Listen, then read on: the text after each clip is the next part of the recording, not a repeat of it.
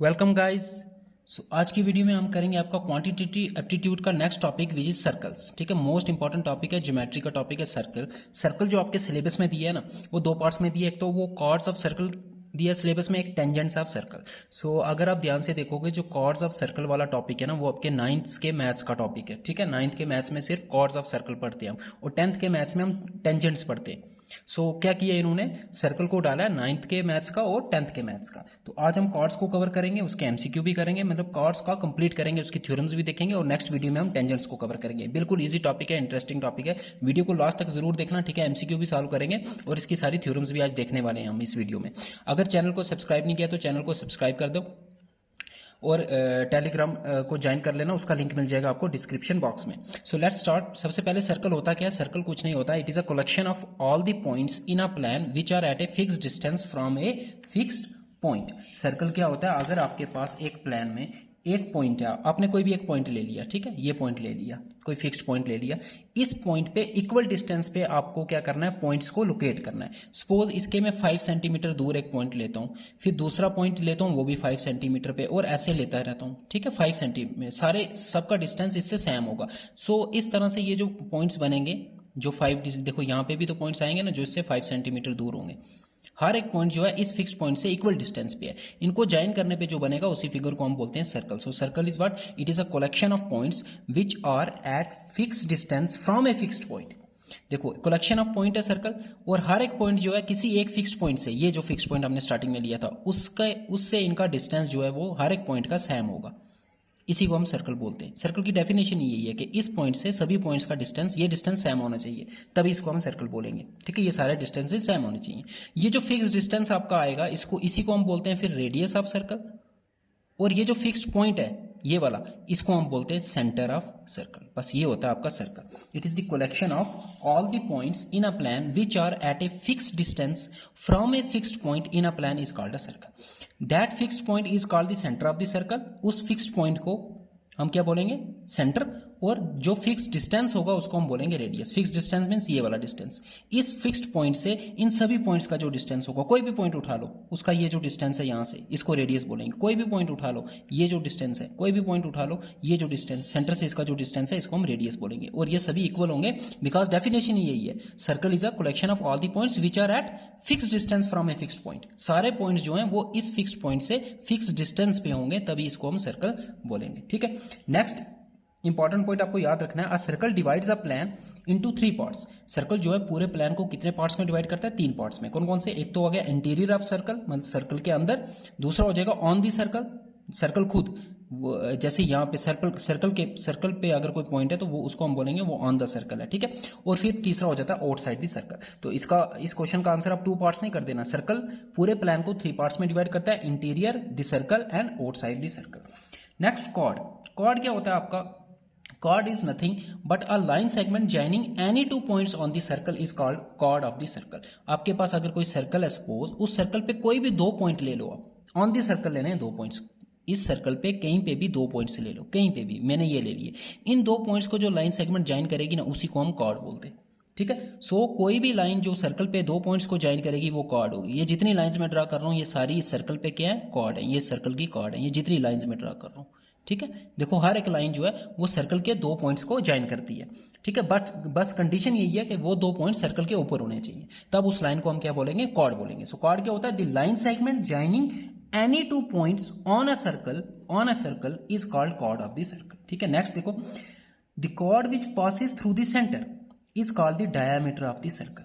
जो chord centre से pass करेगी उसको हम डायामीटर बोलते हैं। वैसे तो कॉर्ड्स बहुत सारी होंगी, जैसे ये भी एक कॉर्ड है, ये वाली, लेकिन इसको डायमीटर नहीं बोलेंगे, it is simply a cord. ठीक है, लेकिन वो वाली कॉर्ड जो सेंटर से पास करेगी, ये अगर सर्कल का सेंटर है, ये देखो ये भी एक कॉर्ड ही मैंने ड्रा की है ना। देखो सर्कल के 2 पॉइंट्स को ज्वाइन किया, एक पॉइंट, ये दूसरा पॉइंट, ये भी कॉर्ड ही है, बट इस कॉर्ड को हम एक स्पेशल नाम देते हैं, इसको हम बोलते हैं डायामीटर। डायामीटर की अगर डेफिनेशन पूछ लूँ तो कुछ नहीं, डायामीटर की डेफिनेशन हो जाएगी, the chord which passes through the centre is called diameter. The chord which passes through the centre is called diameter. अब क्या एक ही डायमीटर ड्रा कर सकते हैं? नहीं, बहुत सारे कर सकते हैं। देखो ये कॉर्ड जो है ये भी तो सेंटर से पास हो रही है, तो ये भी इस सर्कल का डायमीटर हो जाएगा। ये कॉर्ड भी सेंटर से पास हो रही है, तो ये भी इसका डायमीटर हो जाएगा। ये कॉर्ड भी सेंटर से पास हो रही है, जो भी कॉर्ड सेंटर से पास होगी उसको हम क्या बोलेंगे? डायमीटर बोलेंगे। और डायमीटर जो होता है वो रेडियस के 2 टाइम्स होता है। देख लो कैसे, सेंटर से पास कर रही है ना, अब सेंटर से इस तरफ वाला डिस्टेंस ये भी रेडियस होगा, सेंटर से इस तरफ वाला डिस्टेंस ये भी रेडियस होगा। सो r प्लस r, तो टोटल जो डायमीटर की लेंथ हो जाएगी वो 2r हो जाएगी। ठीक है, डायमीटर को हम एक चीज और बोलते हैं, diameter is the longest cord. ये भी याद रखना, किसी सर्कल में आप अगर कॉर्ड्स ड्रा करोगे तो सबसे लॉन्गेस्ट कॉर्ड कौन सी होगी? जो सेंटर से पास करेगी, और उसी को तो हम डायमीटर बोलते हैं। So diameter is the longest cord. Diameter किसके इक्वल होती है? 2 टाइम्स रेडियस के इक्वल होती है। ठीक है, इतना समझ गए। सर्कल क्या होता है, ठीक है, रेडियस क्या होता है, सेंटर ऑफ सर्कल क्या होता है। सर्कल जो है पूरे प्लान को 3 पार्ट्स में डिवाइड करता है, interior, the circle, outside. Chord क्या होता है? The line segment joining any 2 points on a circle. और जो सेंटर से कॉर्ड पास करेगी उसको डायमीटर बोलेंगे, और वो लॉन्गेस्ट कॉर्ड होती है, और वो 2 टाइम्स रेडियस के इक्वल होती है। अब हम देखेंगे आर्क किसको कहते हैं, सेगमेंट किसको कहते हैं, और सेक्टर किसको कहते हैं। ठीक है, सपोज आपके पास एक सर्कल है, ये इस सर्कल पे एक कॉर्ड ड्रा करो, कोई भी एक कॉर्ड ड्रा करो। मैंने ये एक कॉर्ड ड्रा कर दी AB, ठीक है, ये आपकी कॉर्ड आ गई। अब ये कॉर्ड जो है ना पूरे सर्कल को 2 पार्ट्स में डिवाइड कर रही है ना, 2 पार्ट्स में डिवाइड कर रही है। एक आगे ये वाला पार्ट, अगर यहाँ से जाऊंगा, यहाँ से लेके A से लेके B तक, बट इस तरफ से अगर जाऊंगा, ठीक है, और एक आपका आगे ये वाला पार्ट, ये भी A से B की तरफ जा रहा हूँ लेकिन इस तरफ से जा रहा हूँ। तो ये जो 2 पार्ट है ना, इन 2 पार्ट्स को वो आर्क्स बोलते हैं। इन पार्ट्स को क्या बोलते हैं? आर्क्स बोलते हैं। तो आर्क्स कुछ नहीं होगी, आर्क की डेफिनेशन हो जाएगी, it is a part of a circle. Circle का एक पार्ट, सर्कल का एक छोटा सा पार्ट ले लो, उसको हम आर्क बोलते हैं। ठीक है ना, इस सर्कल का अगर मैं सिर्फ ये वाला पार्ट ले लूंगा ना, तो इसको भी आर्क बोलेंगे। ये पार्ट ले लिया, सो सर्कल का छोटा सा पार्ट, उसको हम आर्क बोलते हैं। अगर एक कॉर्ड ड्रॉ की, तो कॉर्ड पूरे सर्कल को 2 आर्क्स में डिवाइड करता है। ठीक है, एक ये ऊपर आ गई ये वाली, एक ये नीचे आ गई। ठीक है, ऊपर वाली आर्क क्योंकि बड़ी है तो उसको हम बोल देंगे मेजर आर्क, उसको क्या बोल देंगे? Major arc. और ये वाली आर्क छोटी है तो इसको हम बोल देंगे माइनर आर्क, माइनर आर्क। ठीक है, लेकिन अगर डायामीटर होगा तो वो दोनों आर्क्स इक्वल होंगी। अगर जो कॉर्ड आप ले रहे हो वो डायामीटर ले रहे हो, सेंटर से पास हो रही है, देन इन दोनों आर्क्स की लेंथ इक्वल होगी। तो इस केस में इन आर्क्स को बोलते हैं सेमी सर्कल। इन आर्क्स को क्या बोलते हैं? Semi circle. तो सेमी सर्कल की डेफिनेशन समझ गए ना, semi circle is nothing but half circle. Half circle की जो आर्क होगी उसको हम सेमी सर्कल बोलते हैं। ठीक है, एक बात ये याद रख लो। तो आर्क्स हो गया, आर्क्स पता चल गया। आर्क कुछ नहीं होता, आर्क होता है पार्ट ऑफ ए सर्कल। अगर एक कॉर्ड ड्रा करोगे तो कॉर्ड जो है पूरे सर्कल को 2 पार्ट्स में डिवाइड करेगी, उन दोनों को हम आर्क से बोलेंगे। जो बड़ी वाली होगी उसको मेजर आर्क, छोटी वाली को माइनर आर्क। अगर डायमीटर ले रहे हो तो फिर तो दोनों आर्क की लेंथ इक्वल होगी, उन दोनों आर्क को हम बोलेंगे सेमी सर्कल। अब सेगमेंट क्या होता है? सेगमेंट होता है ये वाला रीजन, ये वाला रीजन दिख रहा है ना। अब पहले हम सिर्फ इस आर्क की बात कर रहे थे, इसकी। ठीक है, ये जो रीजन है ना, इस रीजन को हम सेगमेंट बोलते हैं। ये वाला रीजन जो है ना, इस रीजन को मैं क्या बोलूंगा? Segment. So segment is nothing but the region in between the chord and arc of the circle. ये रीजन किसके बीच में है? ये वाला जो मैंने मार्क किया है, ये इस कॉर्ड और इस आर्क के बीच में है, मेजर आर्क के बीच में है। ठीक है, so segment is a region of a circle which lies between chord and arc of the circle. Chord और आर्क के बीच में जो रीजन आता है उसको हम सेगमेंट बोलते हैं। सिमिलरली ये नीचे वाला भी सेगमेंट हो जाएगा। ये भी रीजन है किसके बीच में? कॉर्ड के बीच में और आर्क के बीच में। डिफरेंस ये है कि जो ऊपर वाला रीजन है वो मेजर आर्क और कॉर्ड के बीच में है, इसलिए हम इसको मेजर सेगमेंट बोलेंगे। इसको हम क्या बोलेंगे? ऊपर वाले को मेजर सेगमेंट। जो नीचे वाला रीजन है वो भी कॉर्ड और आर्क के बीच में है, बट जो आर्क है वो माइनर आर्क है, इसलिए इस सेगमेंट को हम क्या बोलेंगे? Minor segment, minor segment. इतनी बात समझ गए? पहले हमने देखा कि आर्क क्या होती है, फिर देखा सेगमेंट क्या होता है। ठीक है, सेगमेंट क्या होता है? Segment is nothing but it is a region between chord and arc. अब आर्क आपको पता है एक मेजर होती है, एक माइनर होती है। अगर जो कॉर्ड आपने लिए वो अगर डायमीटर नहीं है तो इस केस को छोड़ दो। ठीक है, तो जो मेजर वाला रीजन होगा, जो मेजर आर्क की तरफ जो रीजन होगा उसको मेजर सेगमेंट बोलेंगे, जो माइनर आर्क की तरफ रीजन होगा उसको माइनर सेगमेंट बोलेंगे।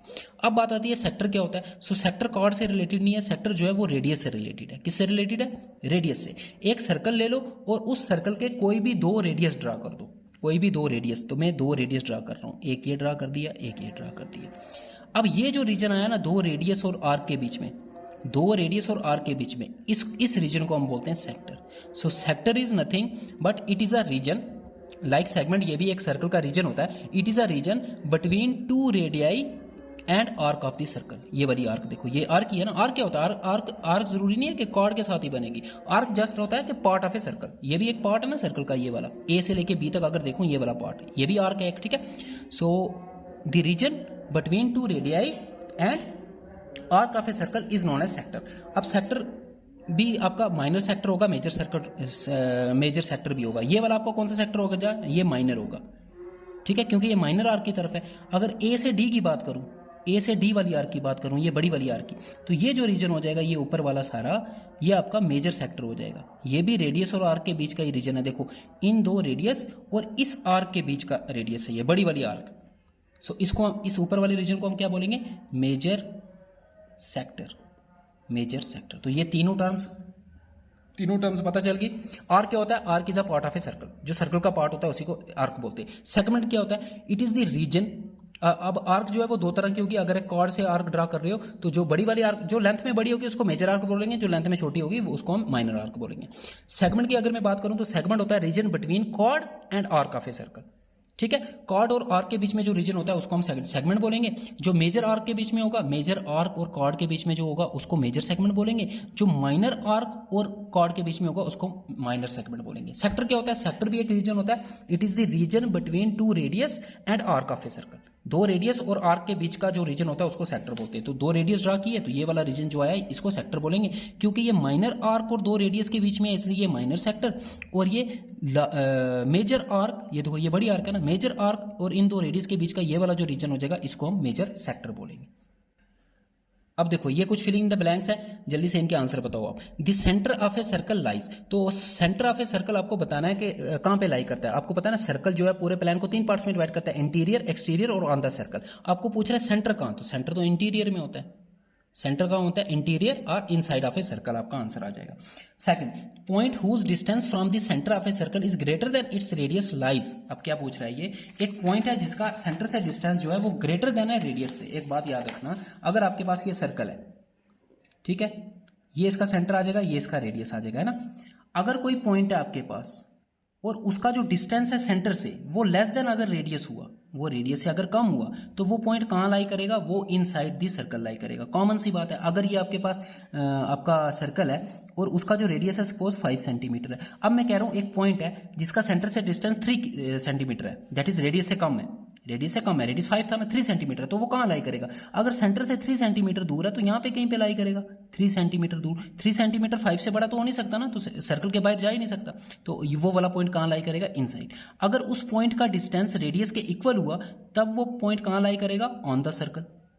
और सिमिलरली अगर उस पॉइंट का डिस्टेंस सेंटर से रेडियस से बड़ा होगा तो वो एक्सटीरियर में, सर्कल के एक्सटीरियर में लाई करेगा, आउटसाइड लाई करेगा। तो यहाँ पे यही पूछ रहा है वो। देखो ना, अगर 5 सेंटीमीटर इसका रेडियस है, मैं कह रहा हूँ एक पॉइंट है जिसका सेंटर से डिस्टेंस 7 सेंटीमीटर है, तो वो कहाँ लाई करेगा? वो सर्कल के बाहर ही लाई करेगा, क्योंकि सेंटर से डिस्टेंस अगर उसका 7 है तो यहाँ तक 5 हो गया, तो 2 और हो जाना है, बाहर आ गया पॉइंट। अब वो हो कहीं भी सकता है, इस तरफ अगर ले लूँ ये 5 हो गया तो 2 और जाना है, तो देखो बाहर लाई करेगा।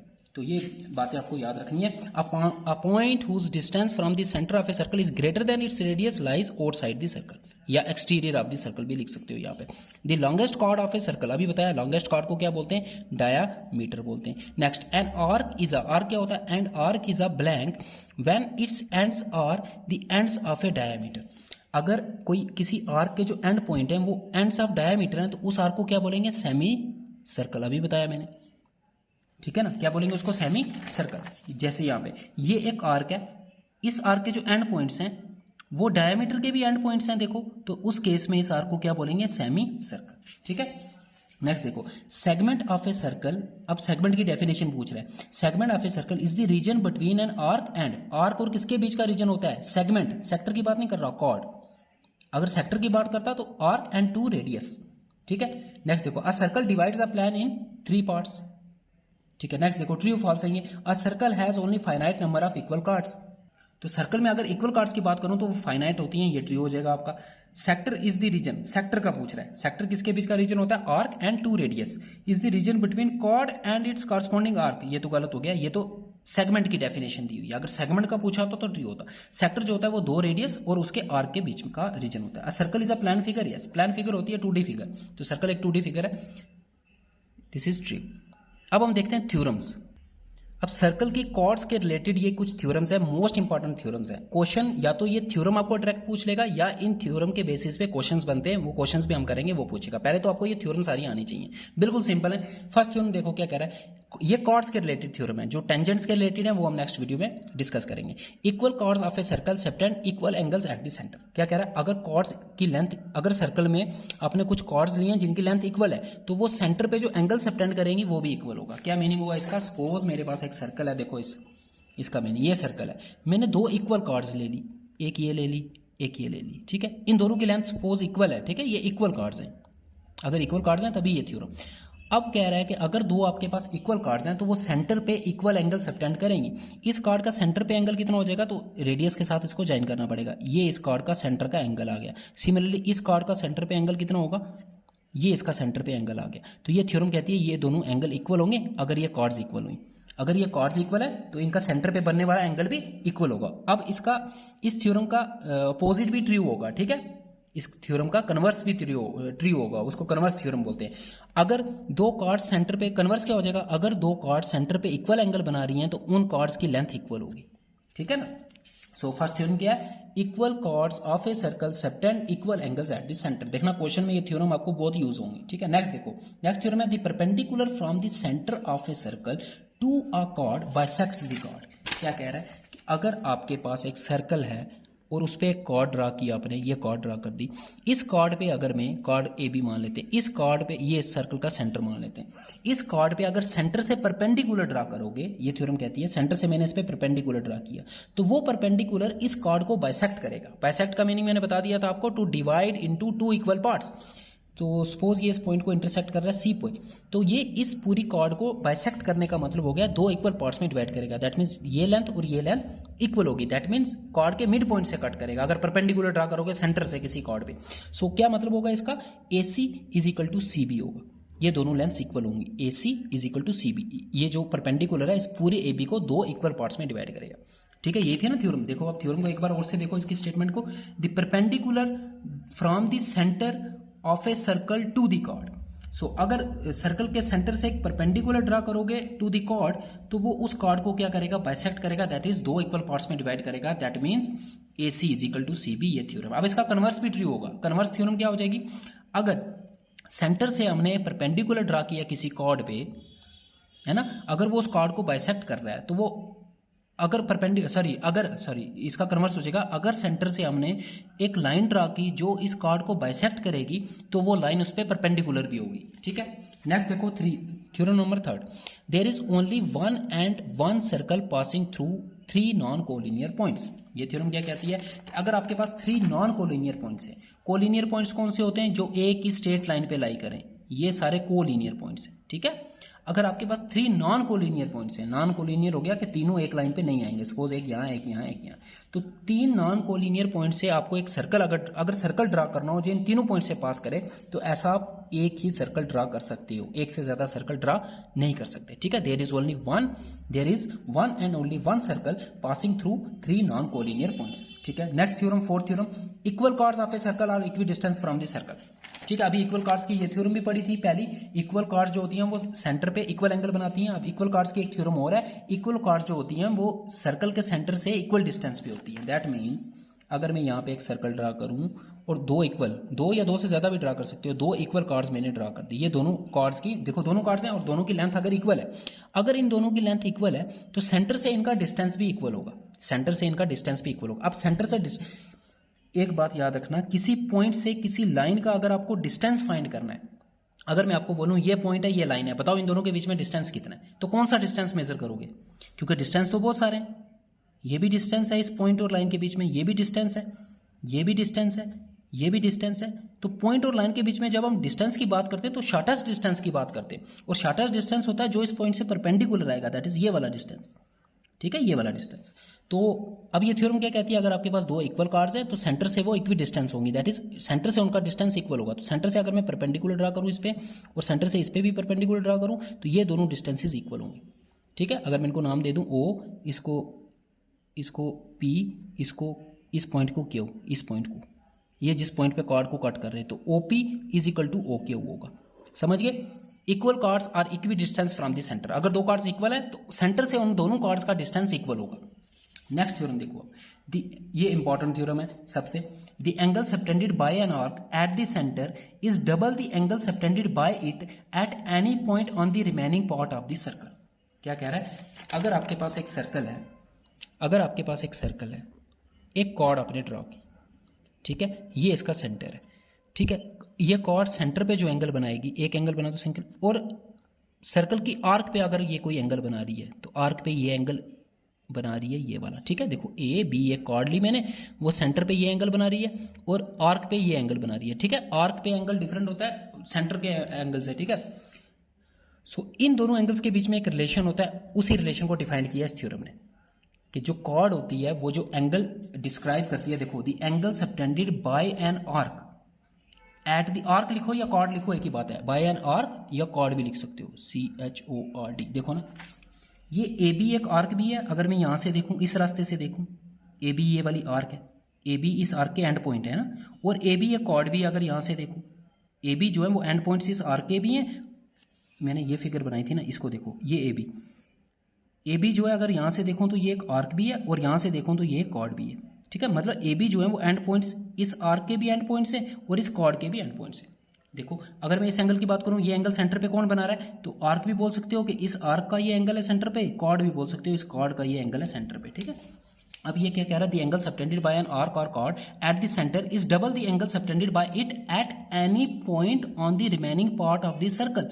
सो दूसरा एंगल सर्कल पे जो बनेगा, इट मीन्स ये थ्योरम कह रही है जो सेंटर पे एंगल होगा वो इस एंगल के डबल होगा। तो अगर ये एंगल x है तो सेंटर वाला एंगल 2x होगा। कहने का मतलब ये है कि अगर ये वाला एंगल 50 डिग्री हुआ ये वाला, तो ये वाला एंगल 100 डिग्री होगा। The angle subtended by a arc और chord at the centre is double the angle subtended by same chord on any other part of this circle, ठीक है। ये वाला एंगल जहां मर्जी हो, यहां भी हो सकता है ये एंगल, ये देखो ये एंगल यहां भी हो सकता है, तब भी ये थ्योरम होल्ड करेगी, ये x हो जाएगा तब, ये x ये 2x। नेक्स्ट थ्योरम देखो, angles in the same segment of a circle are equal.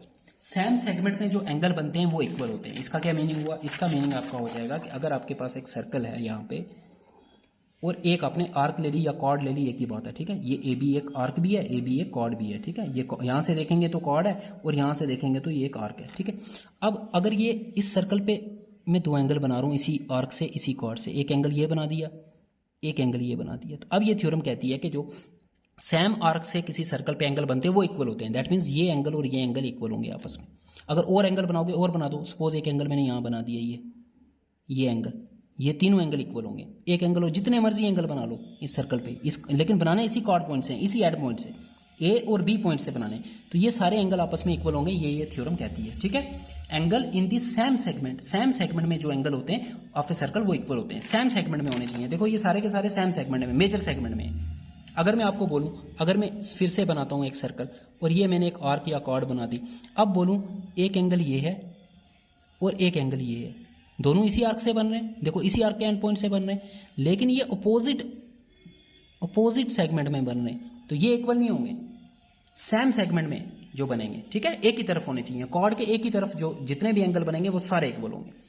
दूसरी तरफ आ रहे हैं, नेक्स्ट देखो, the sum of either pair of opposite angles of a cyclic quadrilateral is 180 degree. तो पहले तो आपको पता होना चाहिए साइक्लिक क्वाड्रिलेटर किसको बोलते हैं, ऐसी क्वाड्रिलेटर जिसके चारों पॉइंट किसी सर्कल पे हो उसको साइक्लिक क्वाड्रिलेटर बोलते हैं। ये एक सर्कल है, इस सर्कल पे कोई भी 4 पॉइंट्स ले लो, उनको ज्वाइन कर लो, क्या बनेगी, एक क्वाड्रिलेटर बनेगी ना। ये मैंने 4 पॉइंट ले लिए, इनको ज्वाइन कर दिया, तो इस ऐसी क्वाड्रिलेटर जिसके चारों पॉइंट्स किसी सर्कल पे लाई करते हो उसको हम बोलते हैं साइक्लिक क्वाड्रिलेटर। तो पहले तो ये आपको पता होना चाहिए साइक्लिक क्वाड्रिलेटर बोलते हैं किसको, साइक्लिक मीन सर्कल, ठीक है, जिसके चारों पॉइंट्स जो है, जिसके चारों कॉर्नर जो है किसी सर्कल पे लाई करेंगे। अब साइक्लिक क्वाड्रिलेटर की एक प्रॉपर्टी होती है कि इसके अपोजिट एंगल्स का सम 180 डिग्री होता है। अपोजिट एंगल कौन से हो जाएंगे, BD और यहाँ से AC, तो इन दोनों पेयर्स का एंगल का सम 180 होगा। That is angle A plus angle C भी 180 डिग्री होगा, ये भी याद रखना है। और दूसरा अपोजिट पेयर कौन सा है, एंगल B और एंगल D का सम भी कितना होगा, 180 डिग्री। यही थ्योरम है, the sum of either pair of opposite angles of a cyclic quadrilateral is 180 degree, ठीक है। नेक्स्ट थ्योरम देखो, angle in a semi circle is a right angle. Semi circle पे जो एंगल बनता है वो राइट एंगल होता है। सेमी सर्कल मैंने बताया था, अगर कॉर्ड आप क्या लोगे, कॉर्ड अगर आप डायमीटर लोगे, ये मैंने कॉर्ड ले ली, अब ये जो एंगल बनाएगी ना किस पे, सर्कल के किसी भी पार्ट पे, ये एंगल ये 90 डिग्री होगा, ये एंगल ये भी 90 डिग्री होगा। अब ये 90 कैसे होगा, क्योंकि मैंने बता दिया सैम आर्क पे जो एंगल होते हैं वो इक्वल होते हैं, अगर एक 90 है तो बाकी सारे भी 90 होंगे। सो जो डायमीटर एंगल बनाता है सेगमेंट पे वो 90 होता है, इस तरफ भी जो बनाएगा वो भी 90 होगा। सपोज यहाँ पे मैंने इसको ज्वाइन, तो ये एंगल हमेशा 90 होगा, यहाँ पे मैंने ज्वाइन कर दिया, ये एंगल हमेशा 90 होगा। तो angle subtended by the semi circle is 90 degree. So ये थी कुछ थ्योरम्स। अब इन थ्योरम्स पे हम क्वेश्चन करने जा रहे हैं, ठीक है। वीडियो स्किप नहीं करना, वीडियो पूरी देखना है तभी जाके समझ में आएगा। ये थ्योरम्स आपको माइंड में होनी चाहिए, इनको रिवाइज करो, लिखो नोटबुक पे, ये थ्योरम्स आपको आनी चाहिए, ठीक है। अब इन्हीं थ्योरम्स का यूज करके क्वेश्चन होंगे, देख लेना। Question number first, if chords A B and C D of congruent circles. सब कॉन्ग्रुएंट सर्कल्स होते हैं जो सेम सर्कल हो। कॉन्ग्रुएंट सर्कल क्या हो गया, कॉन्ग्रुएंट फिगर्स मैंने बताया था आपको, जिनका शेप भी सेम हो और साइज भी सेम हो। तो दो ऐसे सर्कल जिनका शेप भी सेम है साइज भी सेम है, दैट मीन्स वो दोनों बिल्कुल सेम है, तो उनको हम एक सर्कल भी मान सकते हैं। If A B and C D if chords AB and CD of congruent circles subtend equal angles at their centers, then क्या कह रहा है कि अगर आपके पास एक सर्कल है, एक सर्कल है या दो सर्कल है, एक ही बात है, क्योंकि दोनों सर्कल को कॉन्ग्रुएंट सर्कल इसने बोला है, तो हम एक ही सर्कल बनाते हैं। कॉन्ग्रुएंट सर्कल का मतलब क्या हो गया, एक ये ये दूसरा बिल्कुल उसके सेम होगा, तो हम एक ही सर्कल बना रहे हैं, उसी पे ये दो कार्ड ले रहे हैं। कह रहा है दो कार्ड्स हैं AB, एक है AB और एक है CD। देखो क्वेश्चन क्या कह रहा है, और ये सबटेंड कर रही हैं equal angle eight the centre, और सेंटर पे ये इक्वल एंगल बना रही हैं दोनों कार्ड, मतलब ये वाला एंगल और जो ये कार्ड बनाएगी ये वाला एंगल सेंटर पे, ये दोनों एंगल इक्वल है। अभी मैंने बताया आपको, अगर दो कार्ड्स सेंटर पे इक्वल एंगल बनाएं तो उनकी लेंथ इक्वल होती है, या इसका कन्वर्स देख लो, अगर दो कार्ड्स की लेंथ इक्वल है तो वो सेंटर पे इक्वल एंगल बनाती हैं। तो इसका आंसर सीधा सीधा आपका ए पार्ट हो जाएगा। सीधा सीधा थ्योरम पूछिए आपको, A B is equal to C D, उन कार्ड्स की लेंथ इक्वल होगी, क्योंकि अगर सेंटर पे एंगल इक्वल है तो कार्ड्स की लेंथ भी इक्वल होगी, अगर कार्ड्स की लेंथ इक्वल है तो सेंटर पे एंगल भी इक्वल होगा। Question number 2, the angle subtended by a diameter of a semi circle is. तो डायमीटर जो है वो eight the centre of the circle, ये क्वेश्चन इनकम्प्लीट था, eight the centre of circle. क्या कह रहा है, the angle subtended by the diameter of a semi circle eight the centre of the circle. अगर आपके पास एक डायमीटर है तो डायमीटर जो है वो सेंटर पे कितना एंगल बनाएगा, मुझे बताओ। सेंटर पे, अब सेंटर जो है वो डायमीटर के ऊपर ही लाई करता है यहाँ पे, तो ये एंगल पूछ रहा है, तो ये एंगल कितना होगा 180 डिग्री। तो D part is your answer, ठीक है। एक मैंने आपको बताया कि डायमीटर जो होता है वो 90 डिग्री का एंगल बनाता है, वो 90 डिग्री का एंगल सर्कल पे बनाता है, यहाँ सेंटर पे पूछा है। अगर यहाँ पे पूछा होता कि डायमीटर जो है सेमी सर्कल जो है वो सर्कल पे कितना एंगल बनाता है, तो 90 हो जाएगा। दैट मीन्स क्या, दोनों का डिफरेंस देख लो, ये डायमीटर है, ये सर्कल पे कितना एंगल बनाएगा, यहाँ पे सर्कल पे किसी भी पॉइंट पे, जैसे ये वाला एंगल, तो ये एंगल 90 होगा, ये वाला एंगल, ठीक है। वैसे भी मैंने आपको थ्योरम बता दी कि जो सेंटर पे एंगल होता है वो डबल होता है, यहीं से प्रूव कर सकते हो। सेंटर पे जो एंगल होता है वो डबल होता है जो सर्कल पे एंगल होता है, तो ये वाला एंगल इसका डबल होगा, तो ये अगर 180 है तो ये इसका हाफ होगा, दैट इज 90 होगा। कॉमन सी बात है, ये इस थ्योरम का प्रूफ भी यही है, इसको ऐसे ही प्रूव करते हैं। ये जो सेमी सर्कल वाली थ्योरम है ना, जिसको हम बोलते हैं कि कोई भी डायमीटर जो है यहाँ पे 90 डिग्री का एंगल बनाता है सर्कल पे, वो कैसे, क्योंकि यहाँ पे 180 बना रहा है तो यहाँ पे हाफ बनाएगा। ये थ्योरम हमने पढ़ी ना, सेंटर पे जो एंगल होता है वो डबल होता है जो सर्कल पे एंगल होता है। सो ये एंगल आपका 180 का हाफ दैट इज 90 हो जाएगा। तो ये क्वेश्चन ट्रिकी बनता है, इसको ध्यान रखना। अगर डायमीटर का एंगल पूछा सेंटर पे तो 180 डिग्री, अगर पूछा सर्कल पे डायमीटर कितना एंगल बनाता है सर्कल पे किसी भी पॉइंट पे, तो वो 90 हो जाएगा। Question number 3, in the below figure the value of angle ADC. ये आपको फिगर दी, आपको वैल्यू फाइंड करनी है एंगल एडीसी। पहले देखो एंगल एडीसी कहाँ है, एडीसी, तो ये वाला एंगल फाइंड करना है। तो बिल्कुल सिंपल है, देखो एसी जो है ना एक आर्क है, देखो एसी एक आर्क है ना आर्क, और ये इस पॉइंट, ये सर्कल का सेंटर है वो जो है, ठीक है। सेंटर पे कितना एंगल बना रही है एसी, पूरा एंगल, देखो पूरा एंगल देखना पड़ेगा ना आपको, 60 + 30 90 डिग्री। तो सेंटर पे अगर 90 डिग्री है तो सर्कल पे कितना एंगल होगा, 90 का हाफ 45, सीधा आंसर हो गया। देखो इस क्वेश्चन को कैसे करना है आपको, इसमें वो वाली थ्योरम यूज़ हो रही है। क्या कह रहा है, अगर इसी फिगर को मैं सीधे बनाऊँ ऐसे यहाँ से, तो ये अगर ए सी है यहाँ पे ए सी, और यहाँ पे सेंटर है, आपको क्या दिया हुआ है, आपको दिया है यहाँ से, अगर मैं ए और सी को ज्वाइन कर दूँ सेंटर से, ठीक है,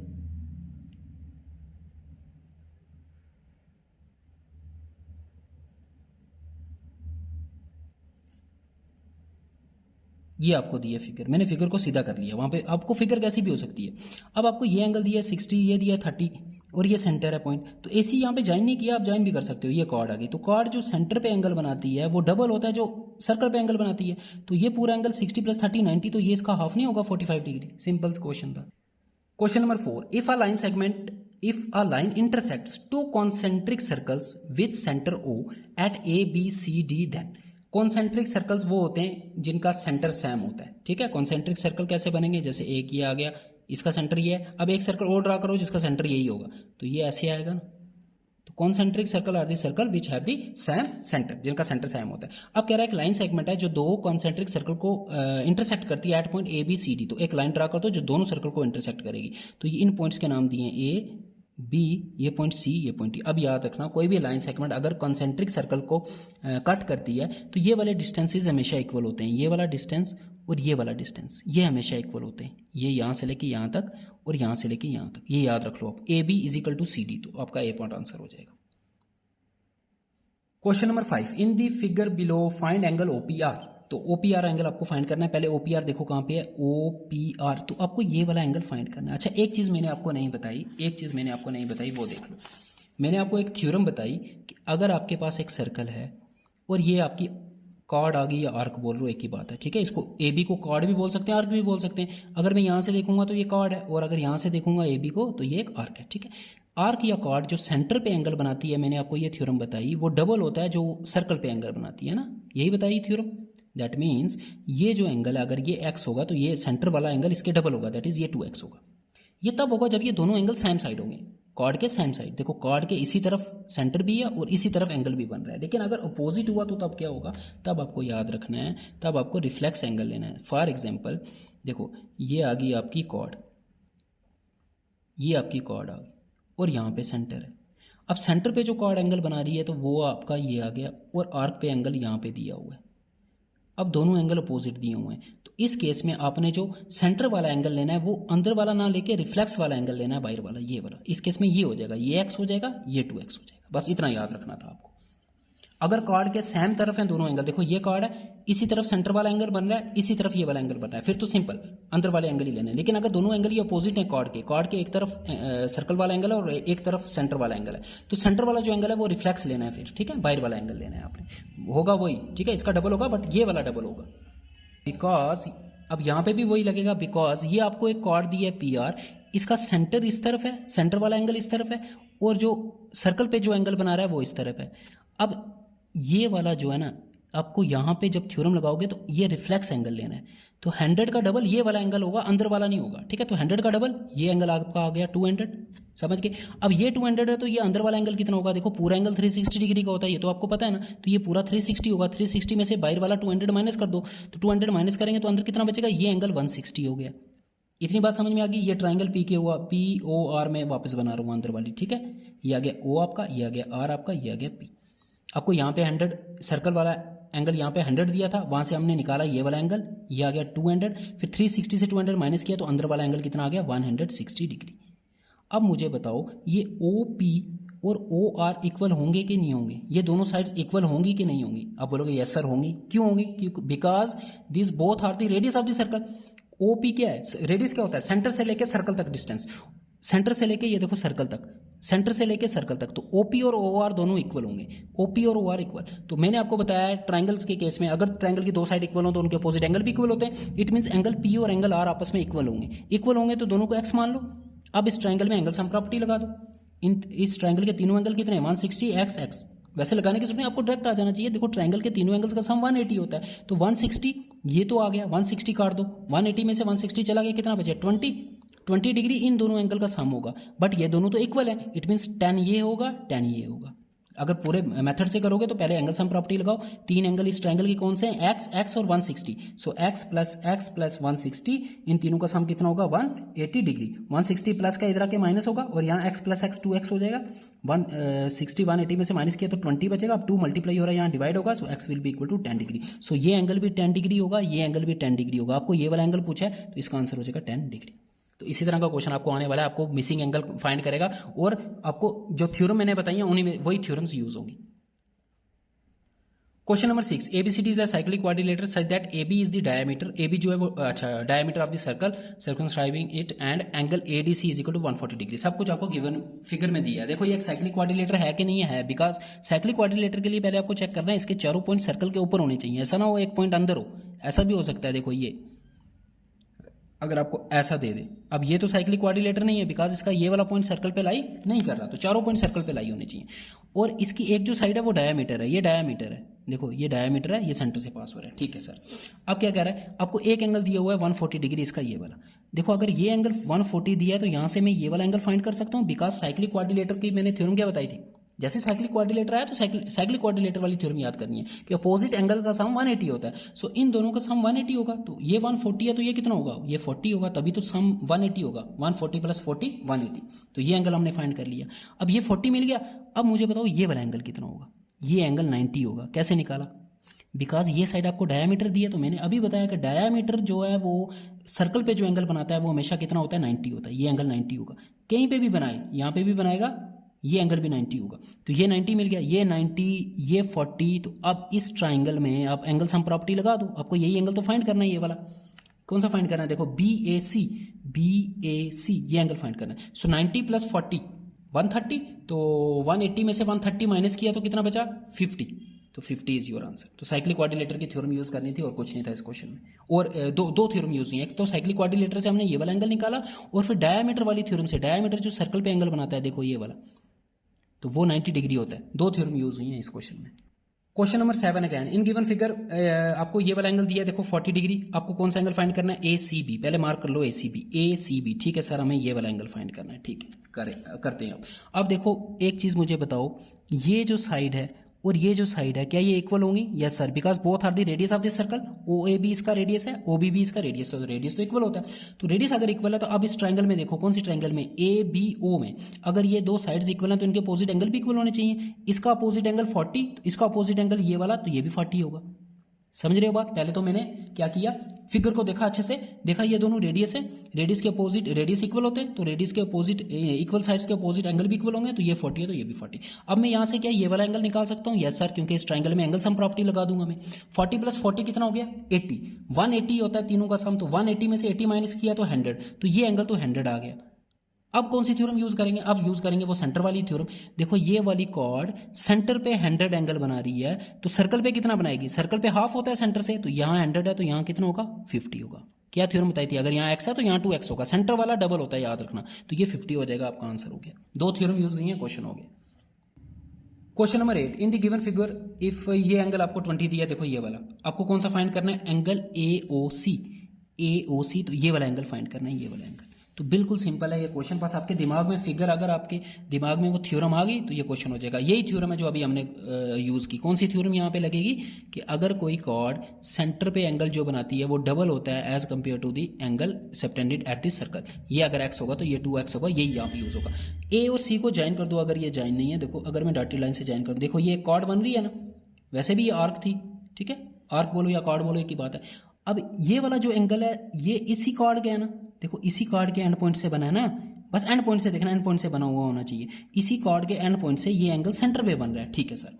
और ये वाला एंगल देखो ध्यान से, तो इसी कॉर्ड के एंड पॉइंट से बन रहा है, और कहाँ पे बन रहा है, सर्कल पे बन रहा है, सर्कल पे बन रहा है, ये सेंटर पे बन रहा है, ये सर्कल पे बन रहा है, तो सेंटर वाला एंगल जो सर्कल वाले एंगल से डबल होता है, तो ये 20 है तो ये कितना होगा, ये कितना होगा मुझे बताओ, 40 होगा। सीधा आपका आंसर आ गया 40। बस फिगर को थोड़ा सा उसने घुमा दिया। अगर इसी फिगर को अगर मैं ऐसे दे देता आपको, तो ये क्वेश्चन सीधा आपके दिमाग में स्ट्राइक करता है ना। अगर यही फिगर ऐसे दी होती कि सर ये तो कॉर्ड है, ये कॉर्ड का सेंटर वाला एंगल आ गया, सेंटर पे बन रहा है, और इसी कॉर्ड से ये वाला एंगल सर्कल पे बन रहा है, और हमें इन दोनों एंगल्स के बीच का रिलेशन पता होता है, सेंटर वाला जो एंगल होता है वो इसके डबल होता है सर्कल वाले एंगल से, तो सर्कल वाला एंगल अगर 20 है तो ये वाला 40 होगा, ठीक है। तो फिगर आपको घुमा के दे सकता है, आपको बस एनालाइज करना है कौन सी थ्योरम यहाँ पे यूज होने वाली है।